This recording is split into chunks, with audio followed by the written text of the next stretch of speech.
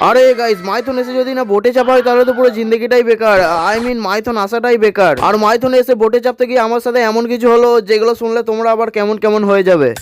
আর guys, তোমরা এই মালটাকে দেখো, এ তো মাইথন যাওয়া 2 বছর আগে থেকেই আমাকে বলছিল ভাই ওখানে গিয়ে যদি না বোটে চাপা হয় তাহলে যাওয়াটাই বেকার। হ্যাঁ, সেই কারণে মাইথন গিয়ে সবকিছু হালকা করে ঘোরাঘুরি হয়ে গেলে আমরা চলে গেছিলাম কালীঘাট বোটিং এ মজা করার জন্য। আর ওইখানে গিয়ে জানতে পারি কালীঘাটে এসে যদি না বোটিং করা হয় তাহলে মাইথন আসাটাই বেকার হয়ে যাবে। আর গাইস, মাইথন যখন এসেছি প্রথমবার বোটিং আমরা করেই যাবো, তাই লুঙ্গির পকেটে হাত ভরে কিছু টাকা বন্ধুকে দিয়ে দিলাম, বললাম টিকিট কাট।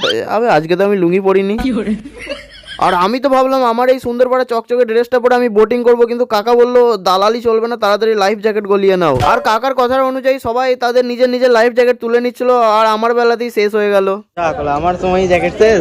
ওর সালা, আমার লুঙ্গি আমার সাথ দেয় না তো ভাগ্য আর কি সাথ দেবে। ও মাই গড, এটা পেয়ে গেছি, চলো এটা পরেই নেমে পড়ি। এদিকে আমাদের বোট তো আমাদের জন্য অনেকক্ষণ ধরে অপেক্ষা করছিল, শুধু আমাদের জ্যাকেট পরতেই দেরি হয়ে গেছিল। তো চলো এখন দেরি না করে তাড়াতাড়ি চেপে পড়ি। আর আজকে আমি জীবনে প্রথমবার স্পিড বোটে চাপলাম, তাই হালকা হালকা ভয় লাগলেও শেষে মজাই লাগলো।